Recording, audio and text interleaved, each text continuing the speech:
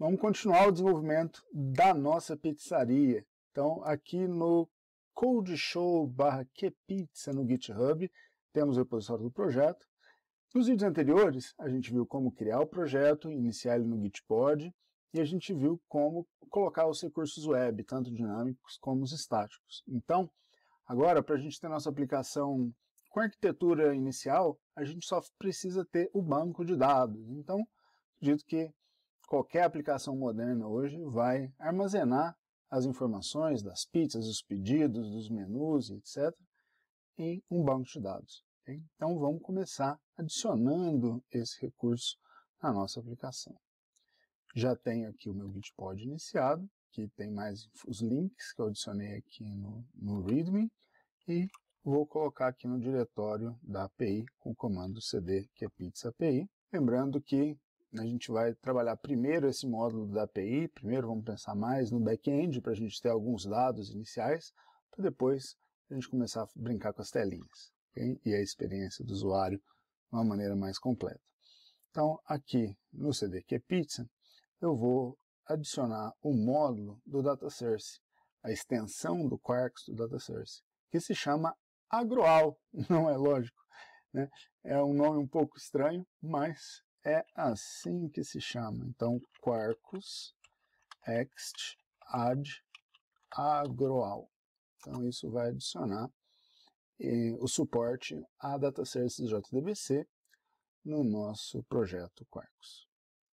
Um outro ponto que a gente vai precisar, algum banco de dados, através da API de banco de dados do Java, que é o JDBC, e a gente tem que escolher algum. Eu recomendo MySQL ou Postgres, que são os mais utilizados, open source, com todas as funcionalidades que a gente precisa.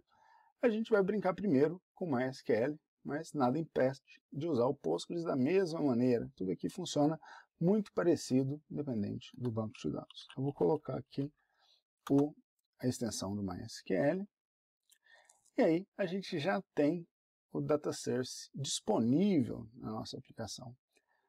Duvida? Não precisa nenhuma configuração adicional? Não, não precisa. Vamos ver.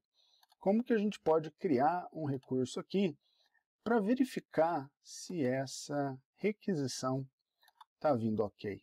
Então eu vou adicionar aqui um recurso Java no meu pacote. Vou chamar esse arquivo de Health Check Resource. Então esse é um arquivo que vai ser muito importante, né? Uma classe que vai ser muito importante para a gente avaliar a saúde da aplicação como um todo.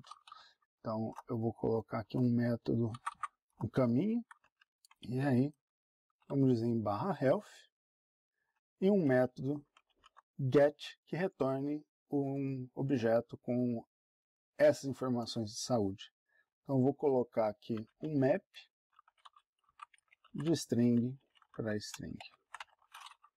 Então a gente poderia colocar uma implementação inicial aqui bem simples, só para a gente testar. Vamos responder ao método get e responder com JSON. Ao utilizar as APIs do Jakarta RS, sempre verifiquem se a gente está usando o Jakarta AWS RS, porque algumas outras APIs, como Produces, tem também em outras bibliotecas, como o Inject, que é outra coisa, né? Então, não confundir as bibliotecas é importante. E aí, vou iniciar o projeto com o comando quarkusdev.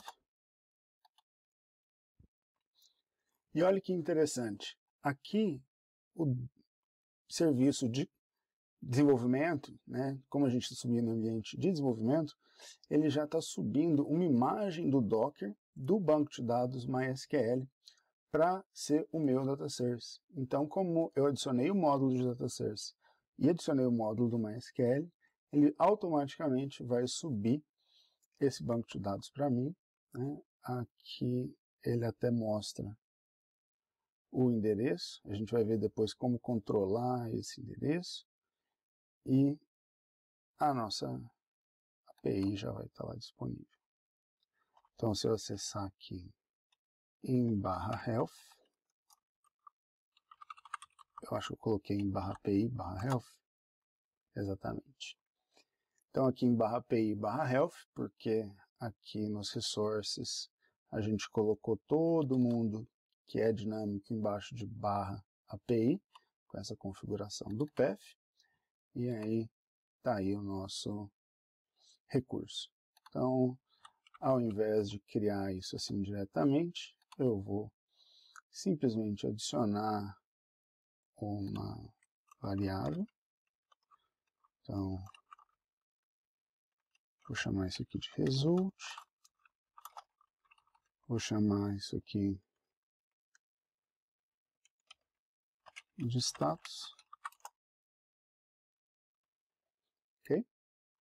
E continuamos com a parte do JDBC agora. Para usar a data source JDBC, a gente vai usar a anotação inject e adicionar, injetar um data source javax.sql.datasource, chamar de ds.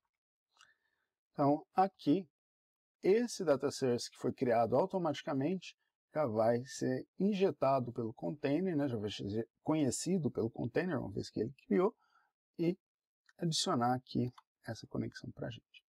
Claro, isso em tempo de desenvolvimento. Em tempo de produção, a gente vai ter configuração para um banco de dados da cloud, alguma coisa assim. Mas, por enquanto, vamos com esse. E aí, eu vou colocar aqui nas configurações a verificação do status, propriamente dito. Então, eu vou fazer um try de obter uma conexão. E aqui, verifico se essa conexão é válida.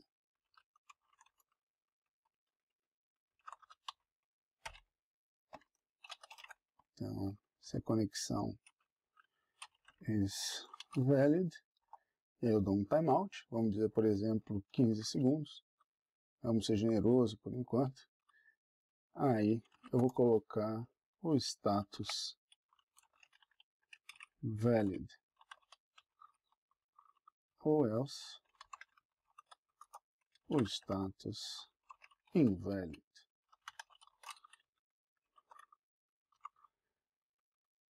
E aí, já podemos verificar esses errinhos. Então, vou adicionar aqui a declaração do throws. Então, se tiver algum erro de conexão,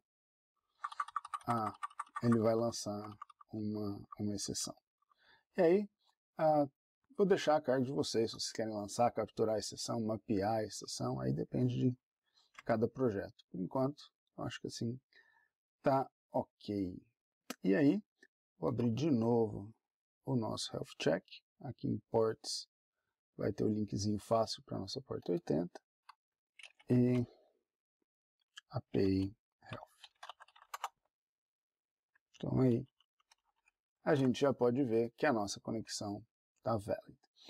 Mas e como é que eu posso fazer para conectar nesse banco de dados e ver esses dados, ver essas tabelas, né, usar esse banco?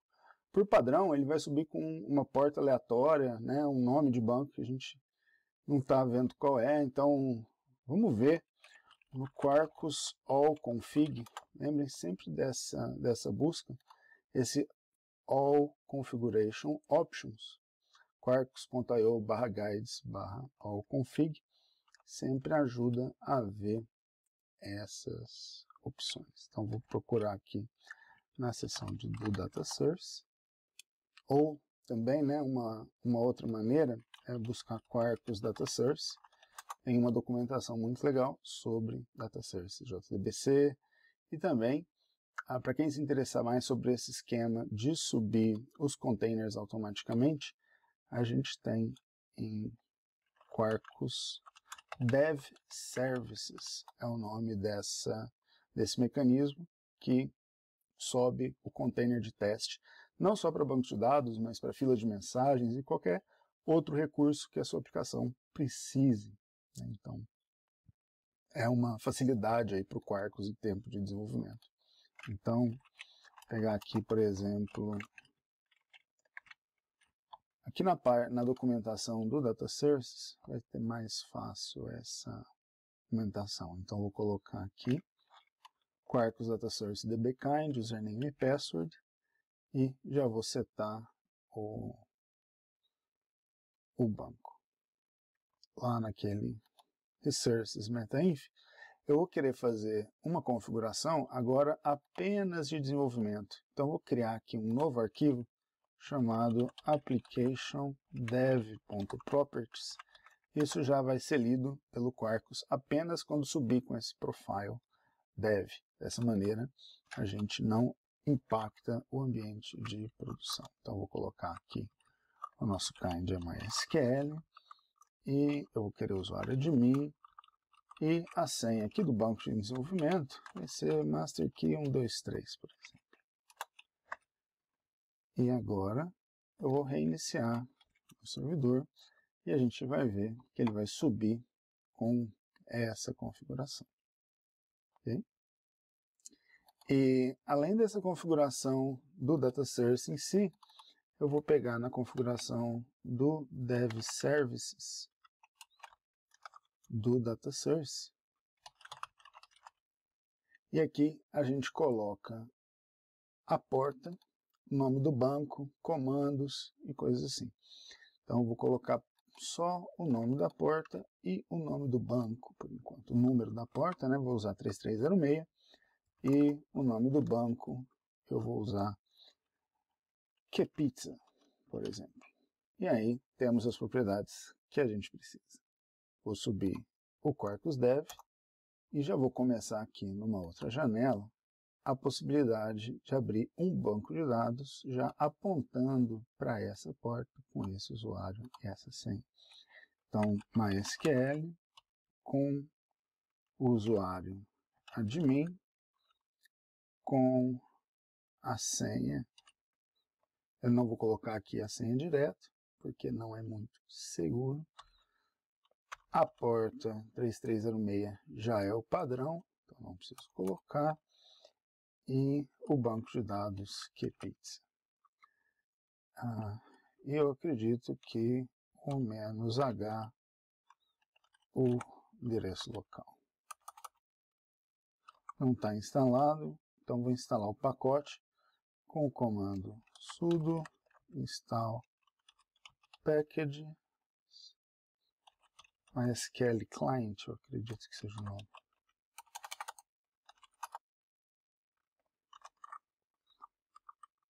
E aí, conectamos com o usuário e a senha configurada. E tenho aqui o banco de dados Kepizza, mas, por enquanto, sem nenhuma tabela. Mas aí está, é assim que a gente configura um banco de dados para uma aplicação Quarkus. Então, por padrão, no ambiente de desenvolvimento, ele já vai subir o Dev Services.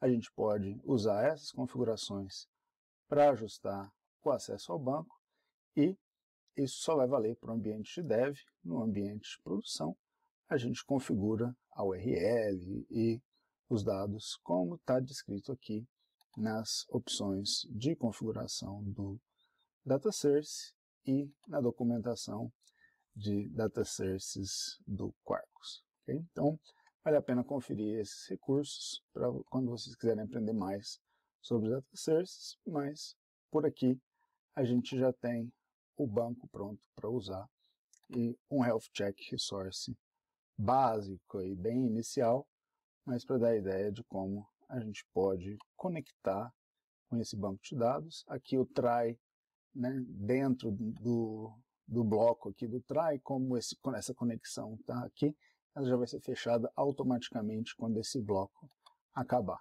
Então, para a nossa verificação inicial de acesso, já está beleza.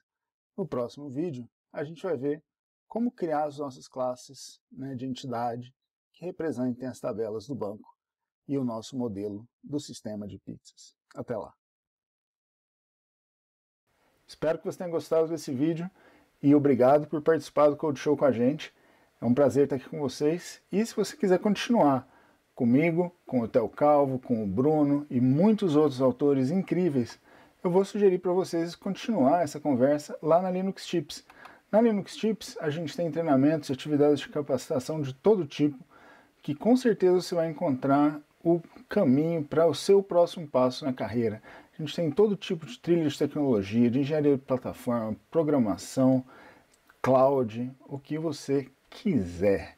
E não é só sobre os treinamentos, né? A gente tem um monte de atividade bacana na área de TI, tem os bondes de certificação, tem uma pancada de atividade legal que espero que vocês conheçam aí através do site e do nosso canal do YouTube. O meu treinamento lá é o Descomplicando a AWS, que você encontra no endereço descomplicando.cloud, muito fácil. E também lá você encontra o resto da comunidade, gente que pensa como você, tem os mesmos objetivos, está estudando as mesmas coisas, então vale a pena participar tanto na nossa mini rede social, quanto pelo Discord, que está lá sempre ativo, e seria um prazer continuar essa conversa por lá. Até a próxima!